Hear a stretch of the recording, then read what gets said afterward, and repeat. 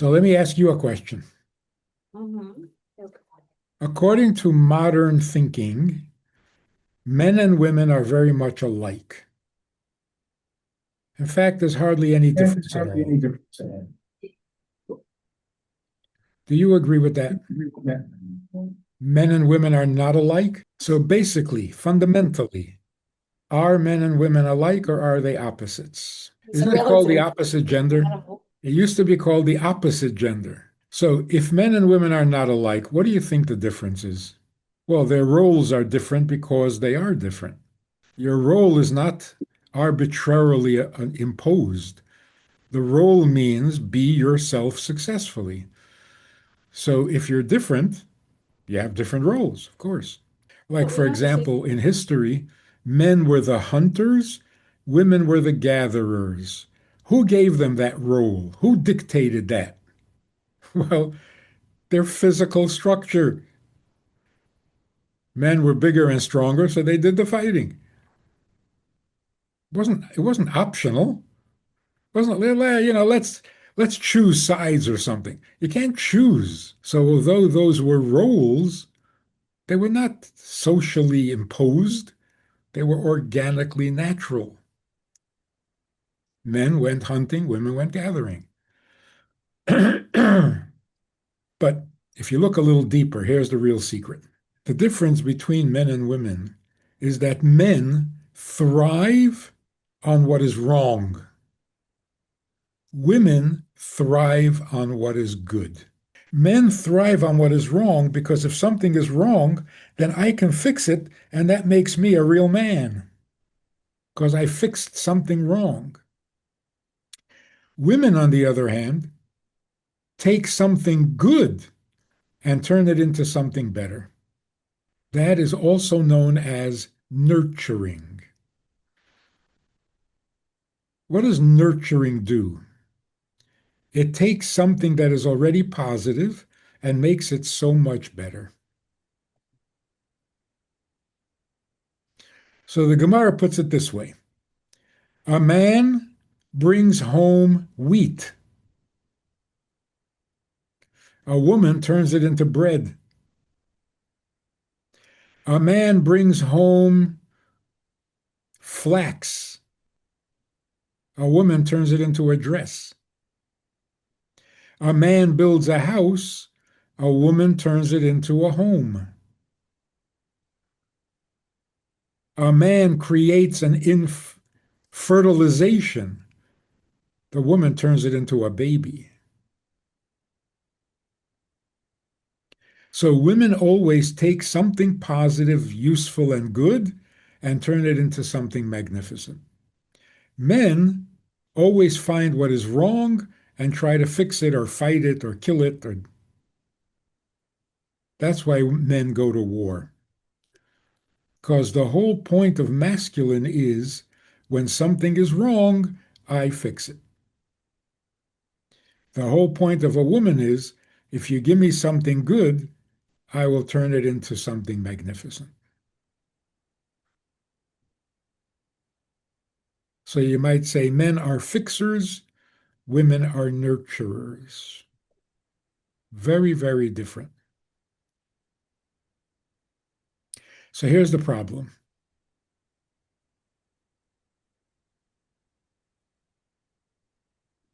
When Mashiach comes, there will be nothing to fix because there will be no evil, there will be no unholiness, there will be nothing wrong in the world.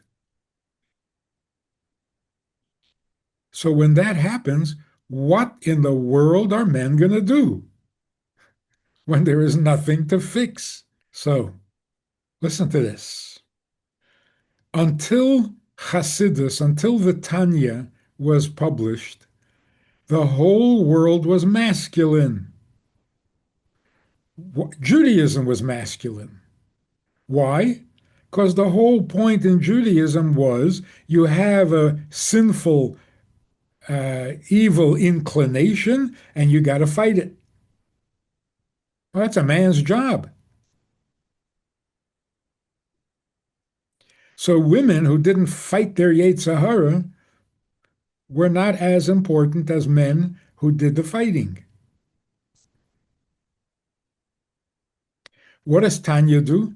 Tanya says that is not the job of human beings to fight evil. You don't have two moods, one good and one bad. You have two souls. Both are good, but one is also godly. So nurture your animal soul until it becomes godly. Whoa, whoa, whoa, that sounds feminine.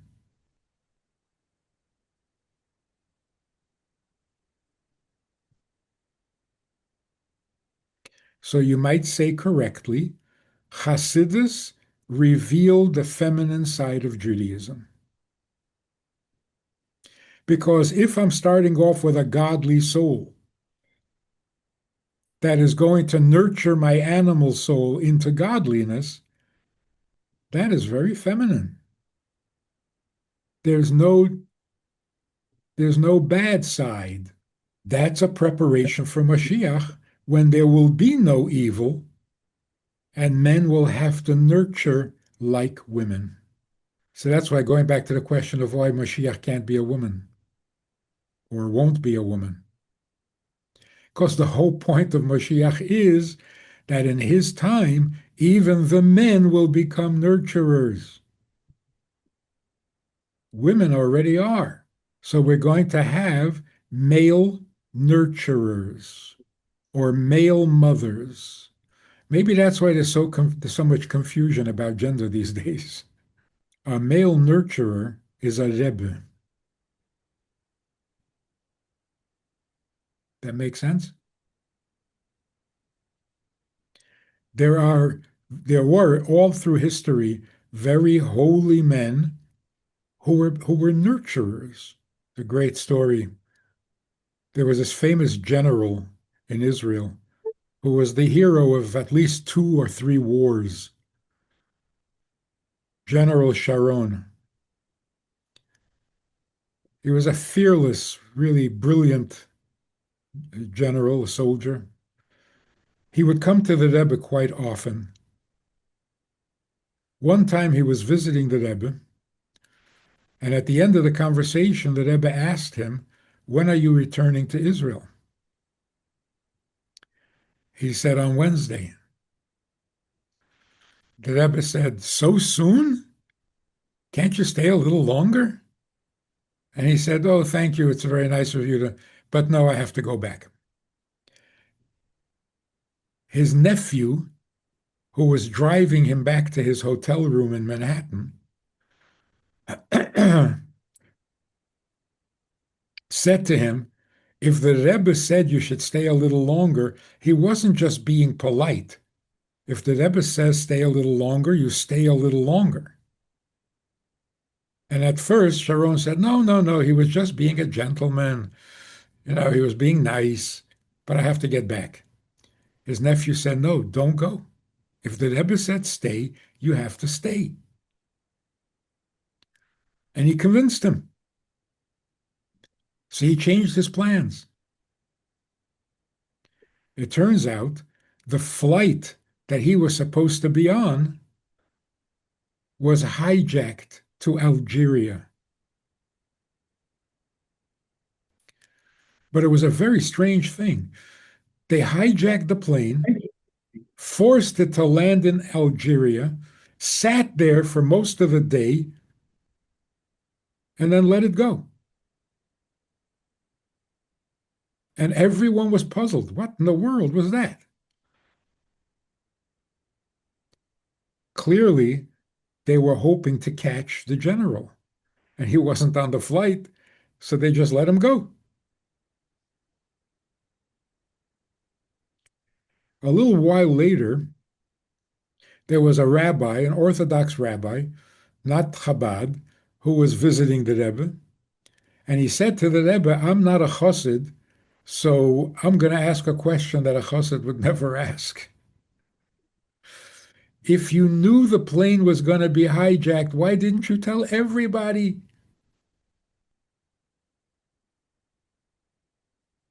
I mean, it's nice that you saved Sharon, but you could have prevented the whole thing.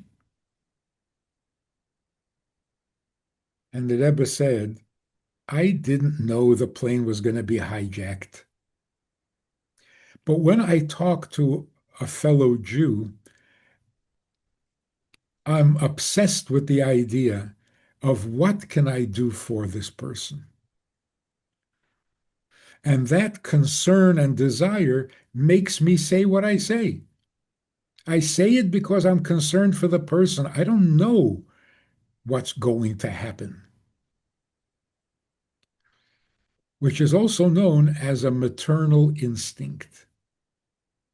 Like a mother knows when the child is in danger. She doesn't know what the danger is.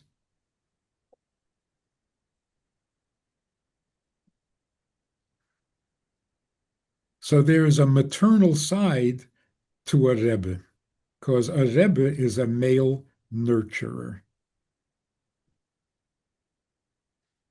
And that's why the Rebbe never wanted to hear anything negative about anybody, because he wasn't there to fix the bad. He was there to nurture the good. Another very revealing story. There was this Hasidic professor.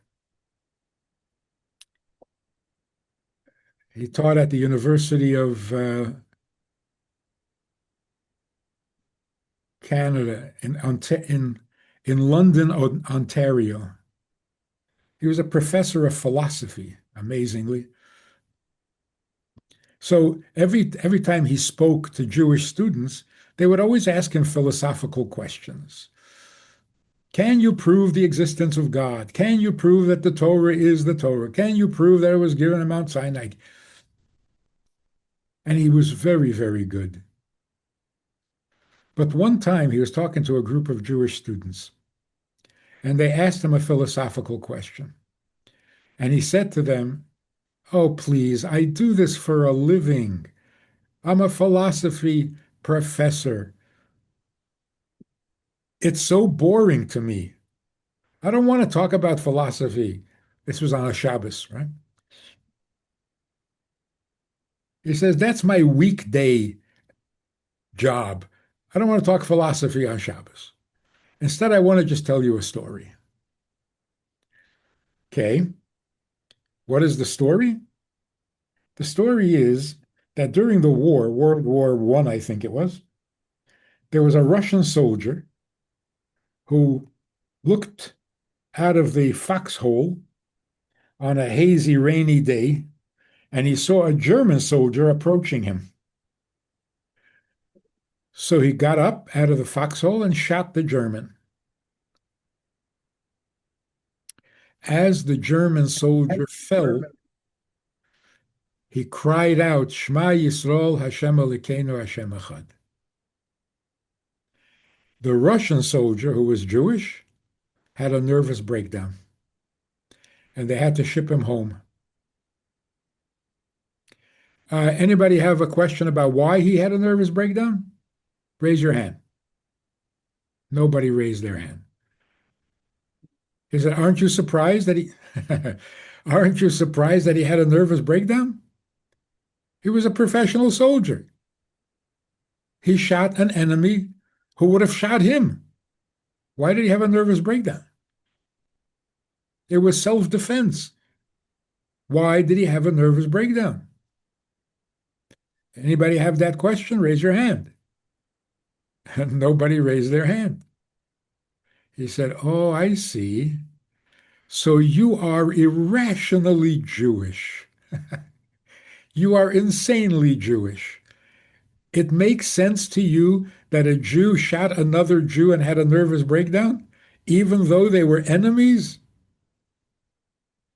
You are crazy Jewish. Okay, now you can ask me philosophical questions. You see what he did was, and it was brilliant and very effective. What he was saying was, I don't want to fix your problems, your questions, your doubts, your cynicism. I don't want to deal with that. I want you to know you're so ridiculously Jewish. You're so incurably Jewish. Let's start with that and see where that takes us. That's called nurturing. That is Chabad Hasidus. Chabad makes every rabbi into a nurturer, at least to some degree. So if you think about it, any Chabad rabbi you say, oh yeah, that's what's different about them. In every Chabad house, you have the rabbi and the rebbitzin, but they're both nurturers, a male nurturer and a female nurturer.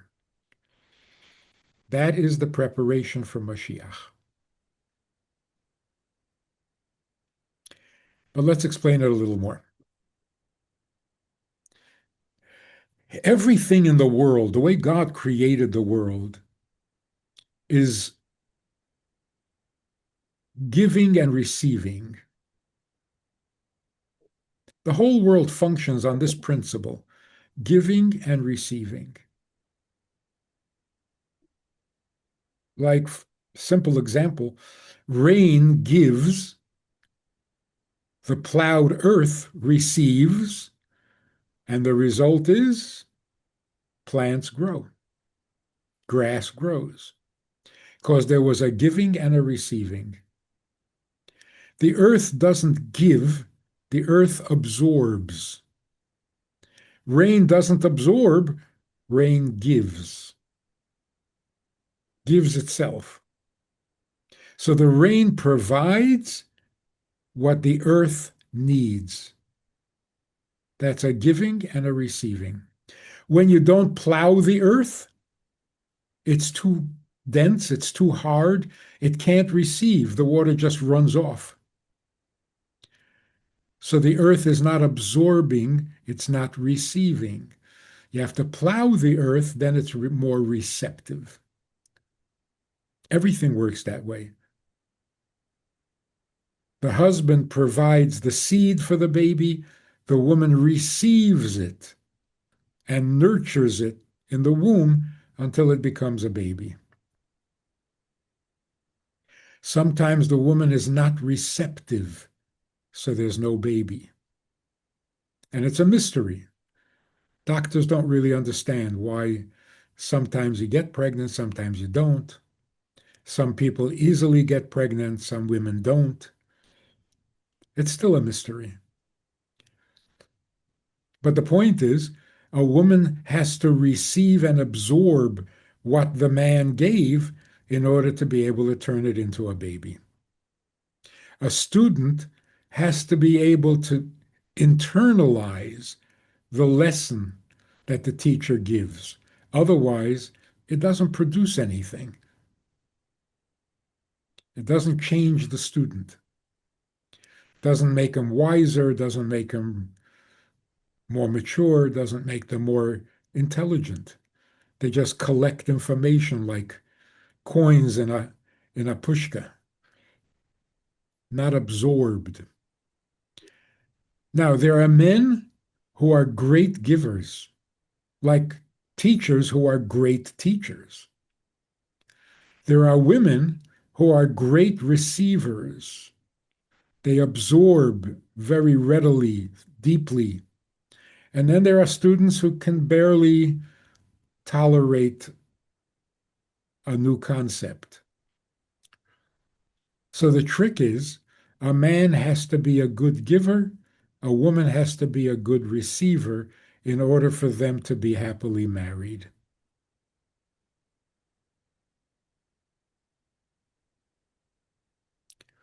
So when you're looking for a husband, what will you be looking for? Nice guy? Oh, of course. Are you going to marry a monster? Of course, you want him to be a nice guy. You want him to be kind? Yeah, you want him to be kind. You want him to be smart? Yeah, you want him to be smart. Good looking? Yeah, of course. So you find a smart, kind, good looking guy. Marry him? Maybe, maybe not. So you don't marry someone simply because you could. What makes the relationship marriageable? So, for example, a guy calls me and says, I'm going out with this woman. She is the most incredible woman I have ever met in my life. She is so smart. She is so capable. She runs the whole company. She's the life of every party. She's who everyone turns to when they need help and advice and support. She is just incredible, awesome. But I can't bring myself to propose. I don't know what it is. I said, I know what it is. She doesn't need you. She's smarter than you, stronger than you, more capable than you. What does she need you for? In other words, there's nothing he can give you. You don't want a guy that you're going to give to. You want a guy that you can receive from.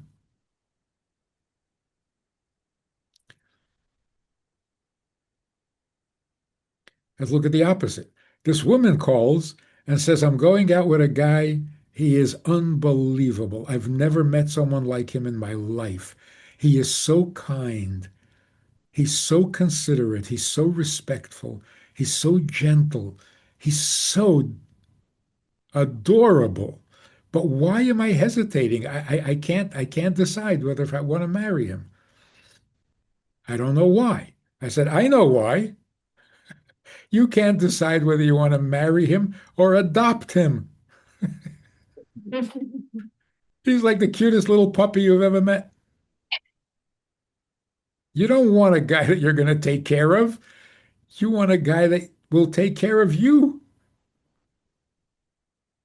because you're a receiver, not a giver. You want him to be the giver.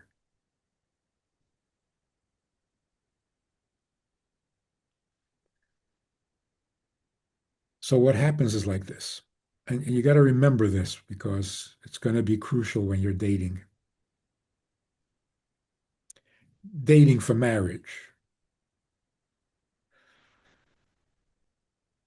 You're sitting with a guy and there's a little bit of tension because, what does he think of you? What do you think of him? Are you making a good impression? He loves me not. There's tension always. And you got to put on a little bit of a show to kind of make a better impression, to keep up, to whatever it is. There's a certain discomfort. Maybe it's exciting, but it's uncomfortable. Always. As soon as a guy walks into the room, you become uncomfortable to some degree. The same is true with a man. As soon as a woman walks into the room, everybody becomes uncomfortable. All the men become uncomfortable. That's why men and women should never be in the same room. It's a terrible thing that boys and girls go to the same school and sit in the same classroom. It's misery and it's unhealthy. Did you notice you're having more fun because there are no guys for at least a Sorry, couple of what? weeks? So when you're sitting with a guy who you could marry, here's what's going to happen. Not you're going to get excited about him. That doesn't prove anything. If he's good looking, if he's funny, he's interesting, anybody's going to like him. That doesn't prove anything.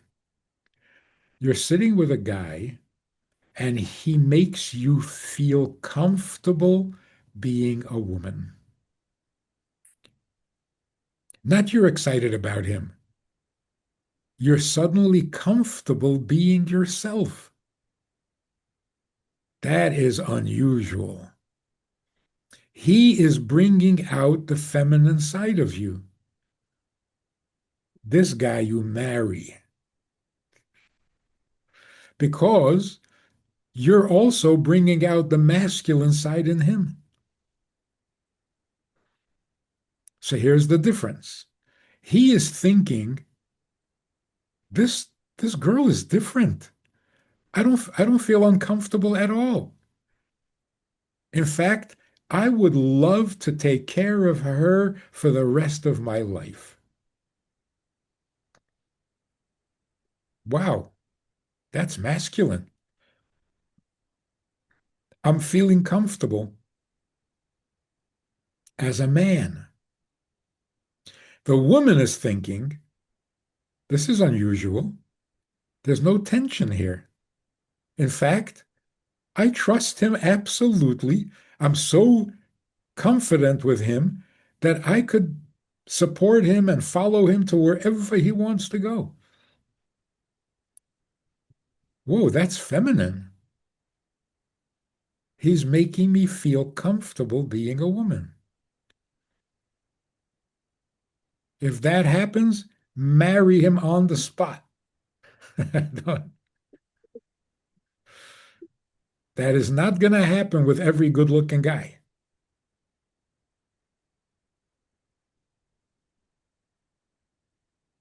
The problem is that in this secular world that we live in, that is completely brainless, as you probably already know, you're told that men and women are the same. You want the same thing. You're after the same thing. There is no difference.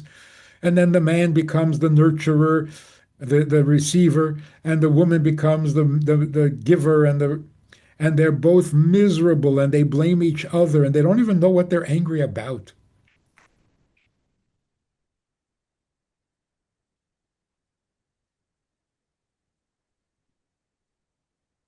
They're angry because he is being feminine, which forces her to be masculine, and now she hates herself.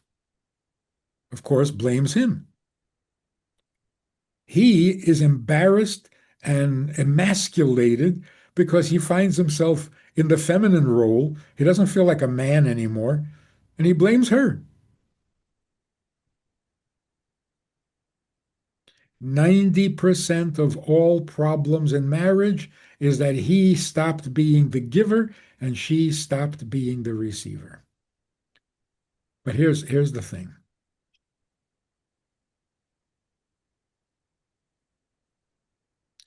The reason a husband and wife can get along for their entire lives is because they don't need the same thing. Two people who need the same thing can be great partners in a business. They cannot get along personally or intimately because they need the same thing, so they're going to fight over it.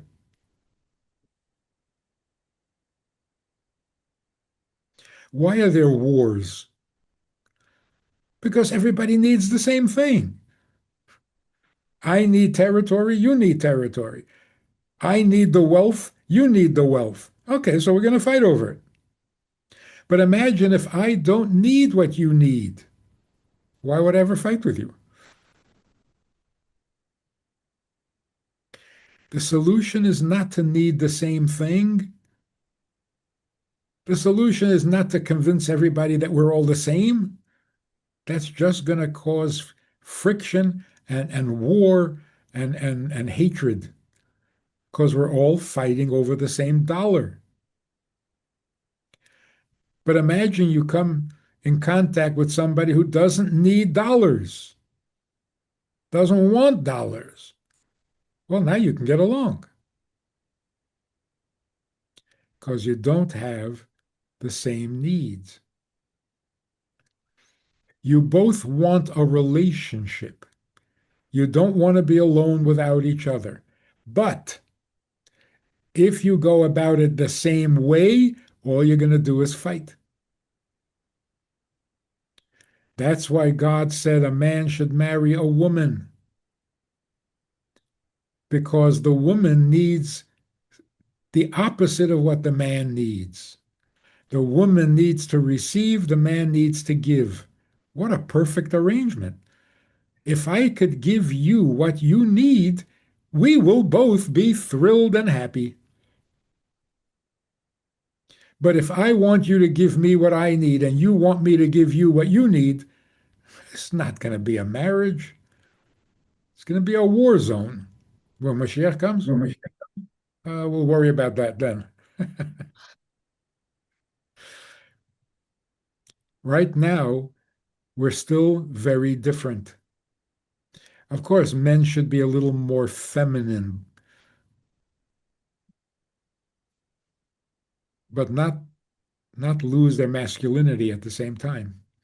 So the worst thing a woman can say to a man in marriage,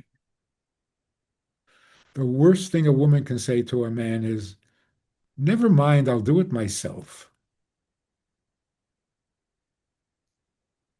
You see why that's so bad?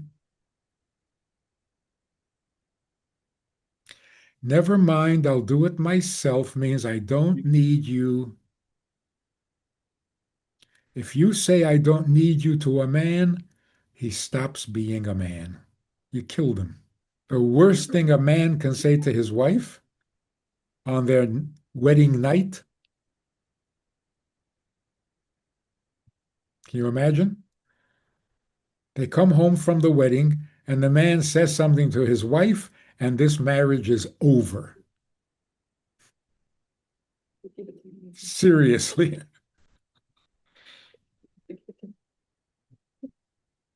The worst thing a man can say when he comes home from the wedding, he asks his wife, so what do we do now?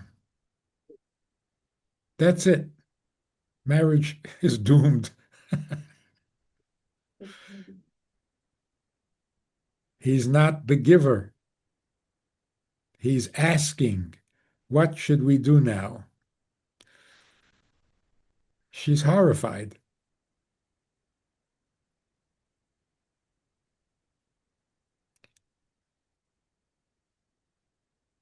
So let's take a closer look.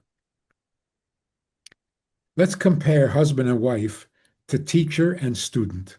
The husband is the teacher, the wife is the student. Whose job is harder?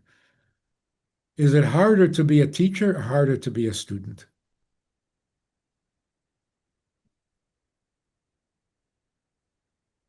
I'm talking about the ideal teacher, not the professor who comes into the classroom and likes to hear himself talk. That's not a teacher. That's just a guy with a job. A real teacher is someone who is desperate and gives his entire soul and heart to educate the student, that the student should come away knowing the subject, which is important to him and to the student.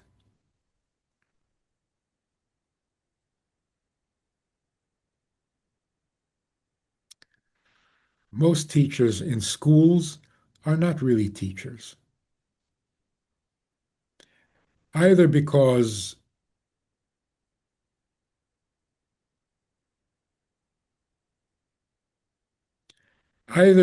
he doesn't really think that the subject is important, or he doesn't think that students are important. He's just doing his job, and he's very good at it, but he's not a teacher. He's not giving. He's using the students to make a living. There's nothing inspiring about that. A real teacher, they say, a real teacher's life is shortened by 5 years because he talks his heart out, because he invests himself so deeply in the giving that he gives himself away.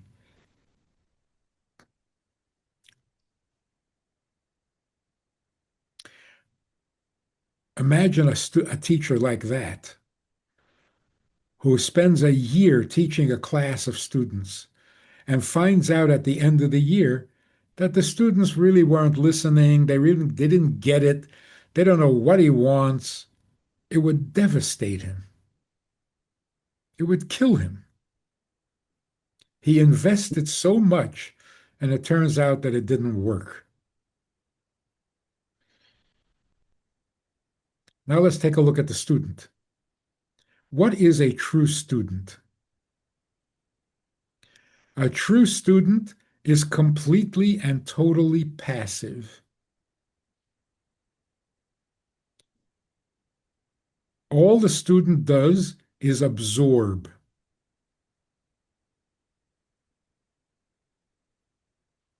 Because a student is a receiver. Are you receiving what the teacher is giving? How do you receive? You become completely passive and completely open to what is being said. So, for example, if you're sitting in a room, the teacher is saying something, and you're thinking, oh, I've heard that before. I know that. Yeah, that's familiar. You're not a student. You're a critic. If you're thinking, oh, that doesn't make any sense, then you're not listening.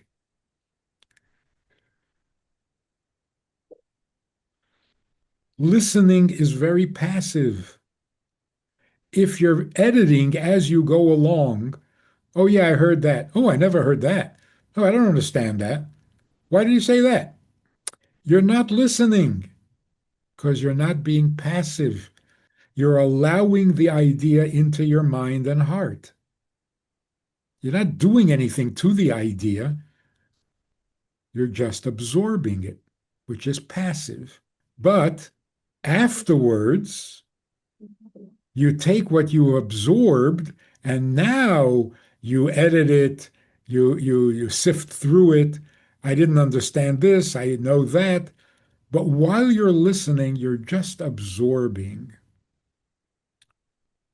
Now, in order to do that, you have to trust the teacher 1,000%.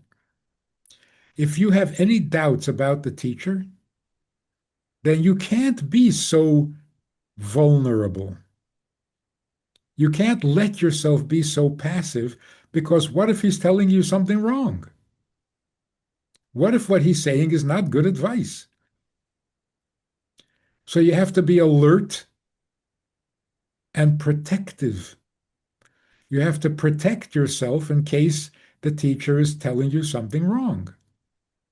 Well, then you're not an absorber, you're not a student, you're not listening, you're not really absorbing anything. Because you can't be passive and aggressive at the same time. So you have to feel 100% safe if you're going to be a student. I think one of the amazing things about UnCamp, it's amazing. People feel so safe. I'm not sure exactly how that happens, but many, many times people at UnCamp say, I feel more safe here than with my therapist. Even with my therapist, I'm careful what I say. Here, I'm not worried about anything. I feel safer here than with my therapist. If you feel safe, you can be a real student. But if you're not feeling safe, you're not a student. You're an editor. You're editing what you're hearing. That's not absorbing. So is it harder to be a teacher or a student? Being a student is much harder, much riskier. Because imagine if you were a real student, you absorbed everything the teacher said, you took it in without any hesitation, without any suspicion, and then it turns out that it was wrong. You would be more devastated than when the teacher finds out that nobody was listening. One more question. Who is more important, the teacher or the student? In a holy world, not secular, it is so obvious that the student is infinitely more important than the teacher. Why?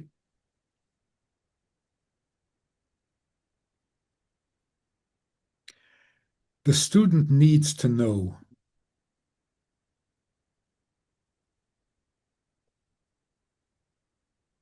A teacher doesn't need to teach.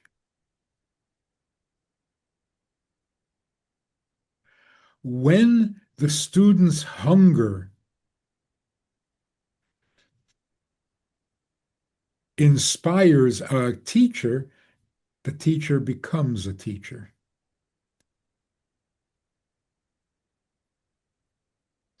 It's like when you're hungry physically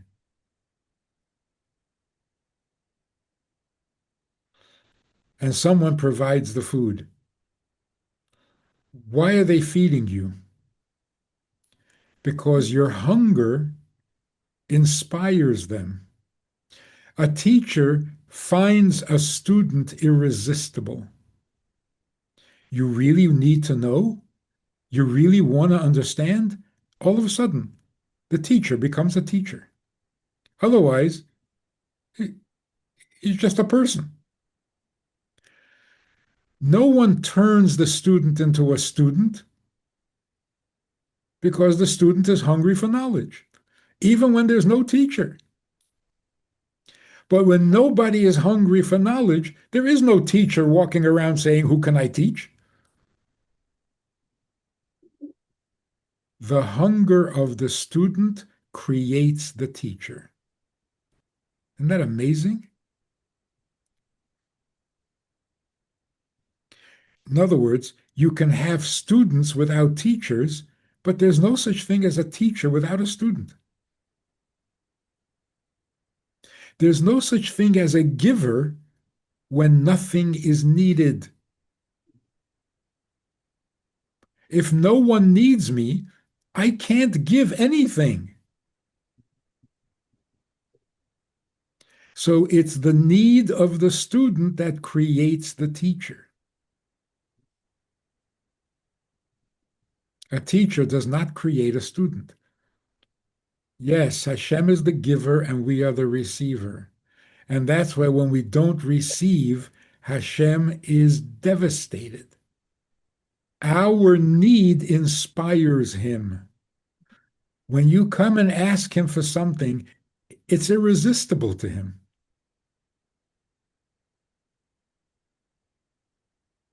What makes a husband a husband? His wife's hunger. A man who doesn't feel a woman's hunger is not a husband. He's a user.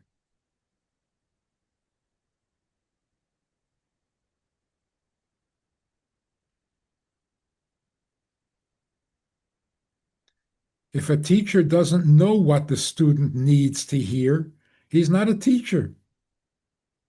He's just a user. He uses the students to make a living. That's why most of school, most of the subjects you learn in school are frustrating to the teacher and to the student because nobody needs it. It seems like women do more. Women are not passive. They do more than the husband. It's much more likely that the husband is a couch potato than that the wife becomes a couch potato. But doing is neutral. Doing is not masculine, it's not feminine. So you can do anything and it doesn't define you or satisfy you because it's neither masculine nor feminine. So who runs the business?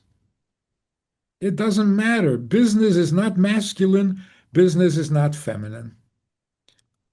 And you got to really understand this.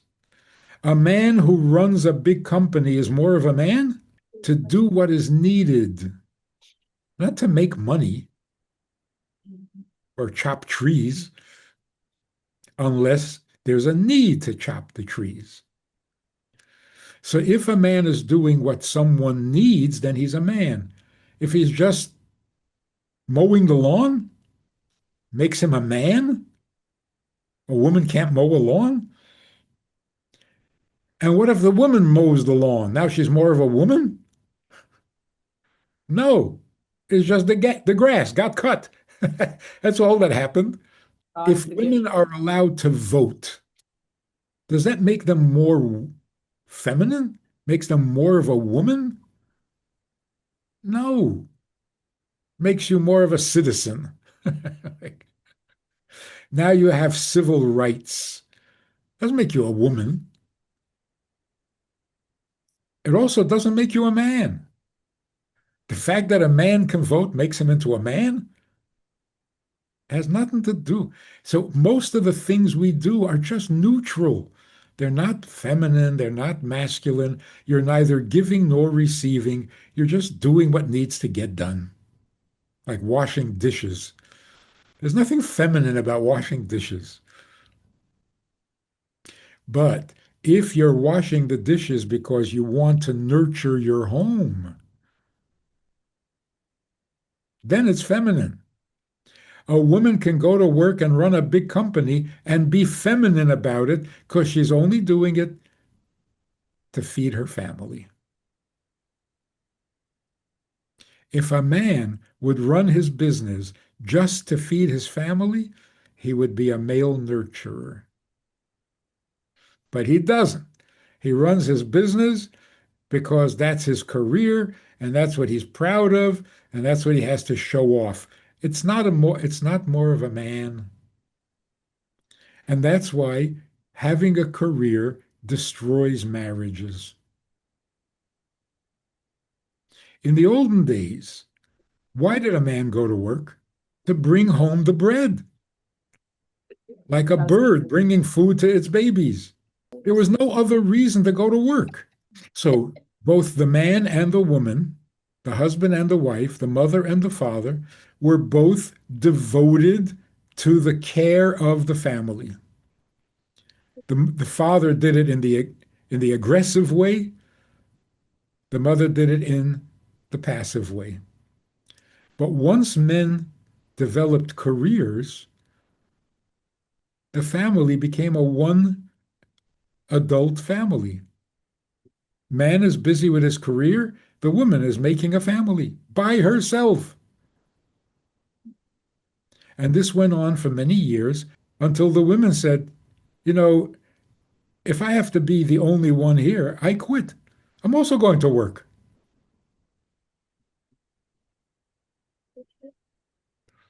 because being a single parent is no fun.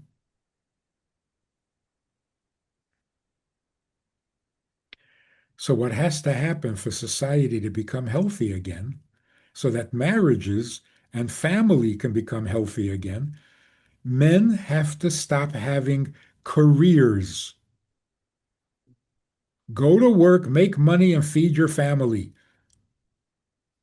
But when your family becomes an annoyance to you because it's interfering with your career, you're not a husband anymore, you're not a father anymore, you're not a family anymore.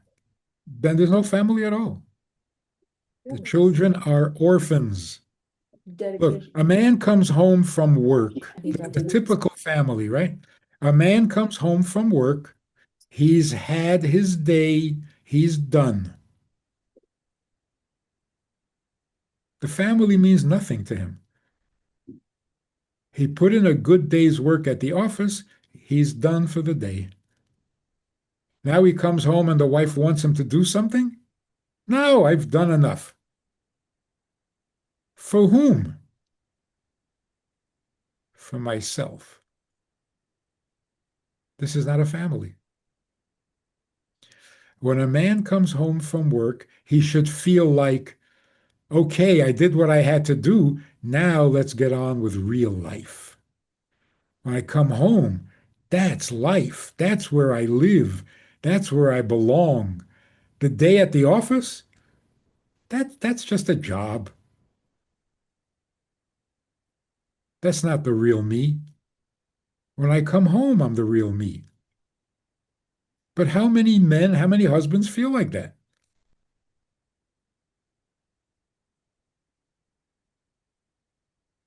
How many husbands come home and all they want is food and quiet because their day is done?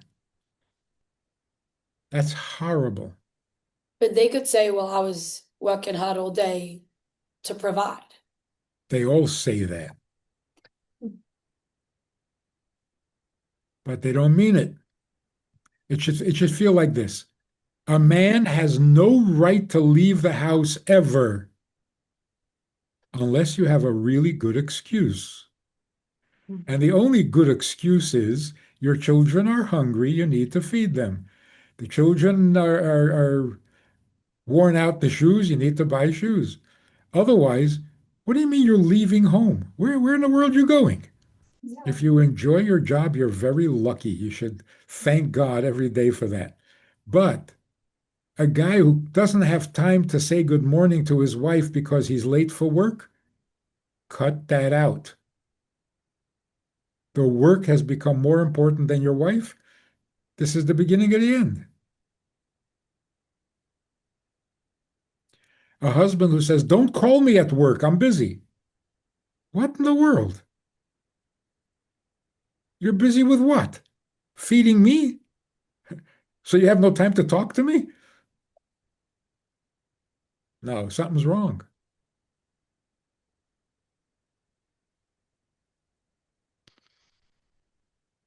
Her husbands actually complain.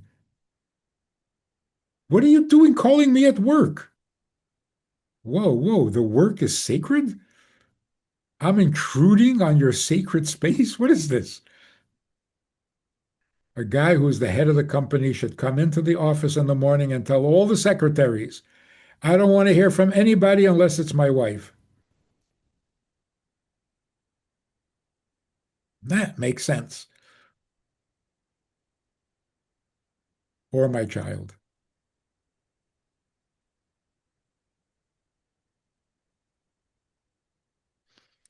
See, there's another thing.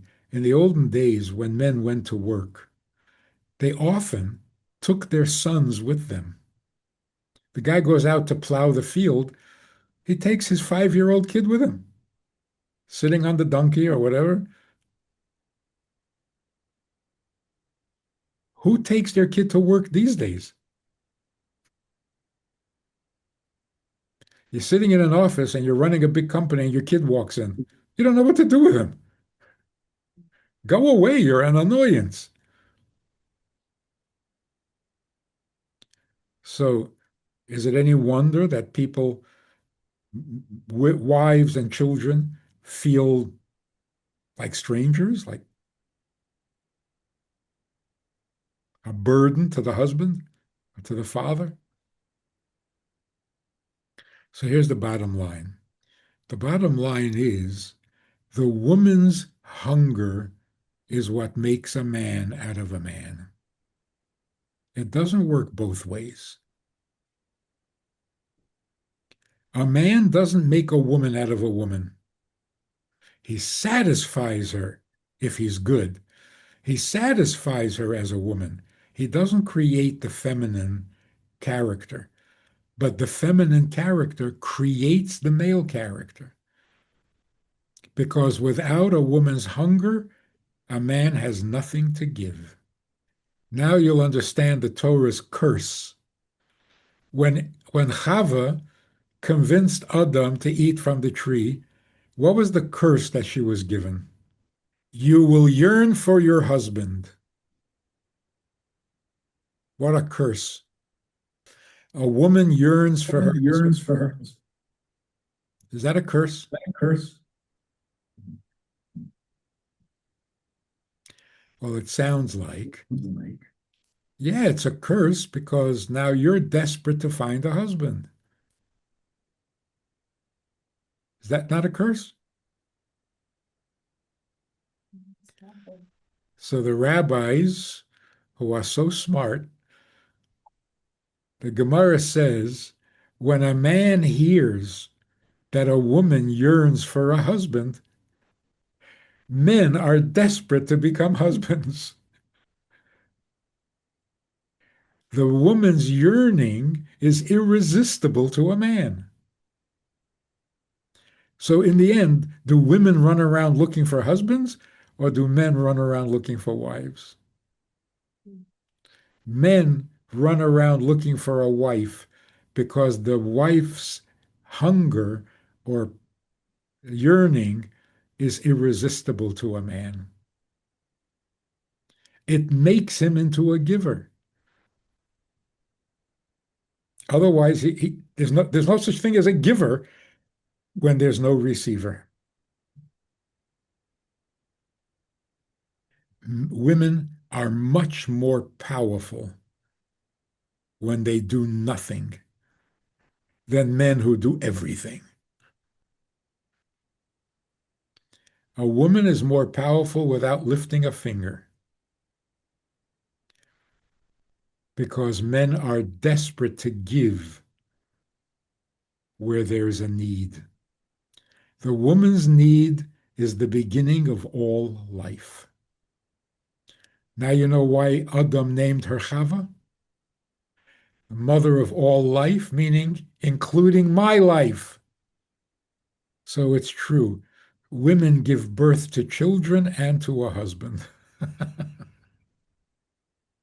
without raising your voice. So now I want to give you a real taboo secret that we're not supposed to tell anybody. In Torah, if a Jewish woman asks her husband for intimacy, it's grounds for divorce.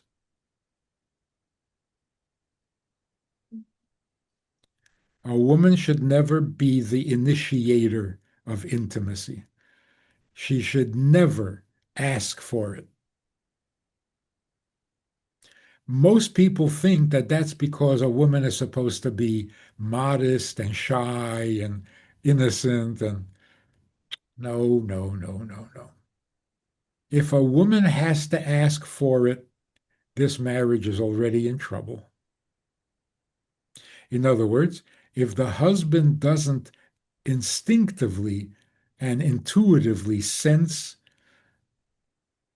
his wife's need or hunger, Okay. and she has to become the one to demand it, this marriage is in trouble.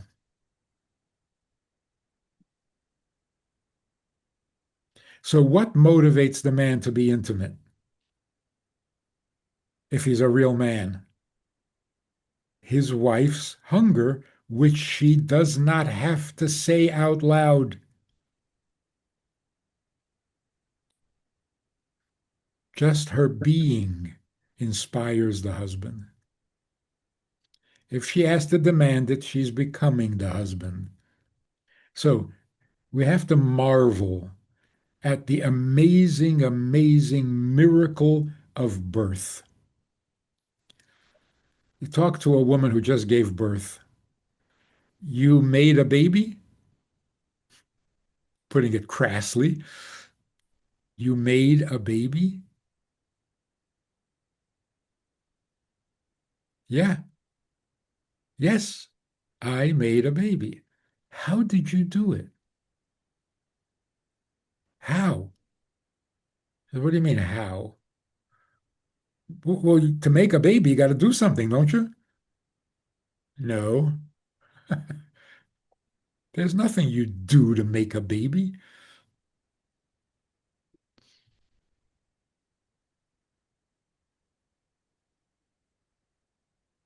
You're totally passive.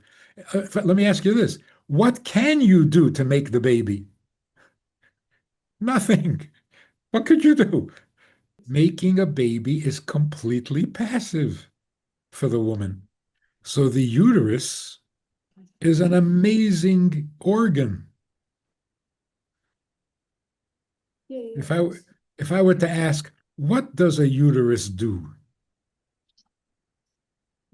I know what the liver does. I know what the kidneys do. I think I know what the spleen does, but what does a uterus do? Mhm.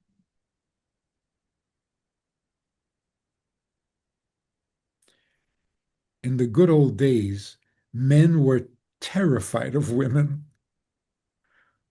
because they have a uterus. I don't know what in the world is that? What is a uterus? You know what it is? It's an organ that waits to make a baby, and every time it doesn't make a baby, it cries or bleeds. It's an amazing organ. It does nothing. It waits. It waits. It's totally passive. And then when you get pregnant, the womb just lets it happen, makes it happen without movement, without function. But how? How does a uterus produce a baby? Without doing anything.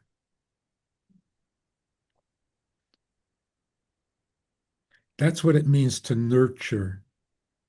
Nurture doesn't mean diaper the baby, nurse the baby, bathe the baby. No, anybody can do that. Nurturing a baby simply means just be there.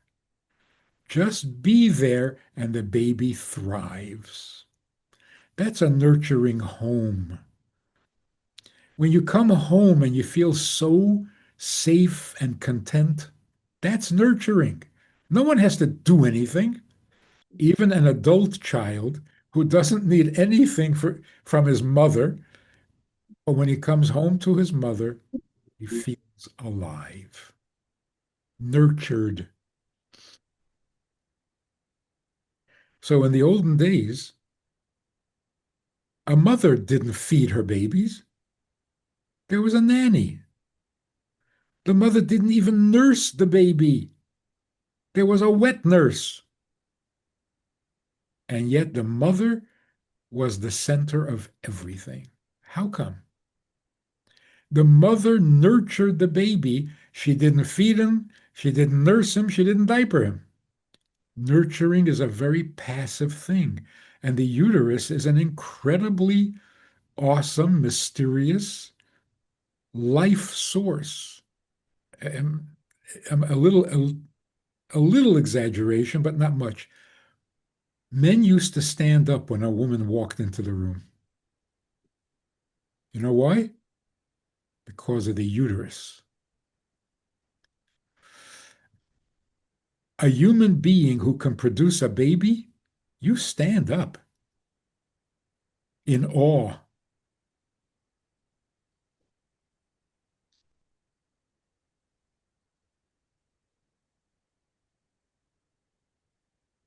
That's why grown men would cry to their mother. Because all life comes from the mother. What did she do?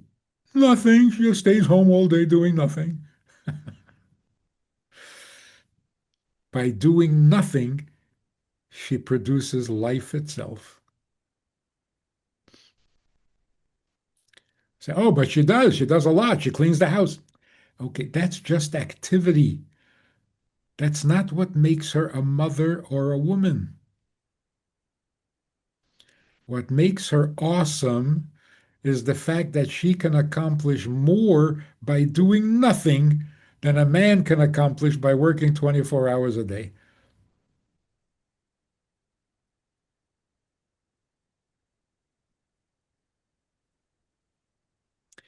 That's why the commandment, honor your father and mother, says father first. Why?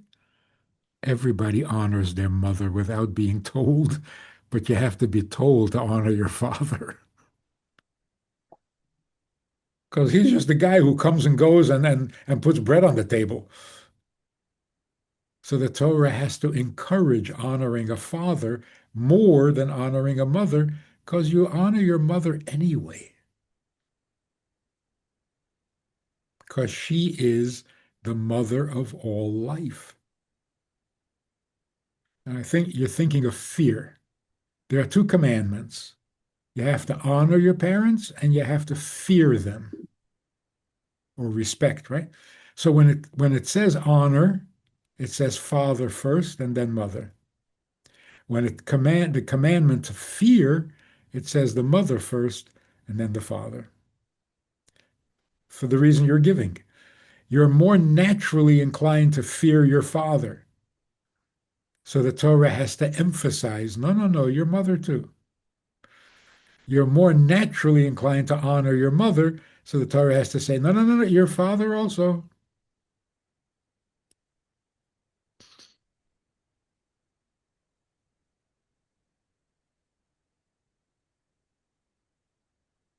No place does it say that you have to love either of them, because that should come naturally.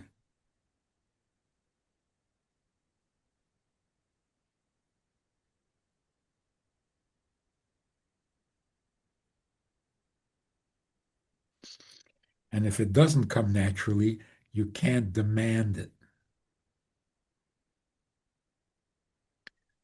So why is a man not allowed to be intimate with his wife when the wife is having her period?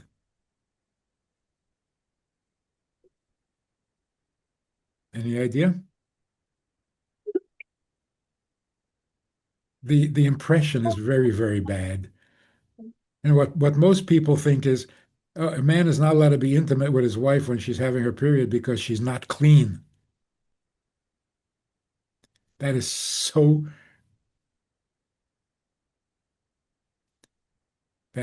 offensive. Torah is not offensive. When the womb is shedding, bleeding, it's not receptive. When the womb is not receptive, the man has to stay away. You can't give when the woman is not receptive. So this rule that couples should not be intimate during the period, who is it protecting? The man or the woman?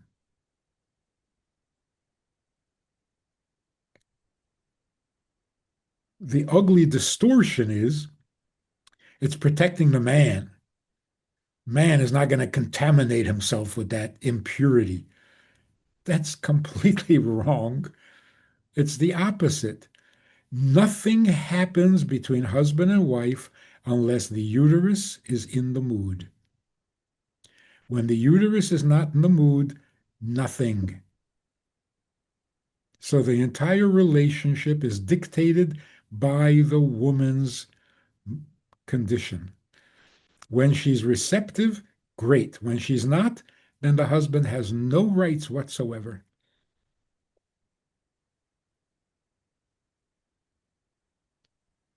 So in many ways, the relationship between husband and wife is dictated by the wife, but without her having to say anything. When you can't be intimate, then you shouldn't start an intimacy that you can't finish. That's torture. That's So that's not everything, that's not a everything. tease. Like when is it sexual and when is it not sexual? When is it intimate? When is it just a gesture? If you define something by intention, there's going to be so many misunderstandings. A man hugs a woman at the office. She says, that's abuse. He says, no, no, no, no, I'm just trying to be friendly. These are You, married you people. can't define things by mood. For example, and this is a very good subject. A man and a woman who are alone in a room with the doors and the windows closed. That's forbidden. Why? Do you know? If they're not married to each other, they're not allowed to be in a room with the doors closed. Why? The For the safety. technical explanation is that because, they're not supposed to have sex, but if they're alone in a room together with the doors closed, it might lead to sex. Well, that's true, but that's not the reason. Did he? The reason a man and a woman who are not married to each other should not be in a room together with the doors and windows closed is because being together in a room is intimate. Not what they're going to do. Just being alone in a room is intimate. And you're not supposed to be intimate with somebody you're not married to. But people will argue, what's intimate? Not intimate. We're just in the room. Well, if you don't feel the intimacy, it's because you're insensitive. Privacy with a man and a woman is an intimate setting. You don't feel that? Whoa, you're getting a little callous. Holding hands, for example, shaking hands, is that an intimacy? No? Listen to what happens. You shake a guy's hand. I wonder if this ever happened to you. You shake a guy's hand because you're being polite and friendly and courteous, but he holds your hand like 3 seconds longer than you expected. All of a sudden, he's a creep. Let go of my hand, you pervert. Whoa! He's just being friendly. Oh, no, he's not. Shaking hands is an intimacy. That's why it's a compliment if you shake a guy's hand. If it's not a compliment, and if it's not something intimate, then what are you doing? Traditionally, when two men shake hands, what is the significance? What is the meaning of that handshake? No, no, literally, it's to show that I'm not holding a weapon. We shake hands to show that we're not holding weapons. But when a man and a woman shake hands, it's different. It has nothing to do with weapons. It has to do with the pleasure of touch. That's not intimate. If that's not intimate, I don't know what is. So it's not the intention, it's the fact. The fact is, being alone in a room generates intimate feeling because it's an intimate setting.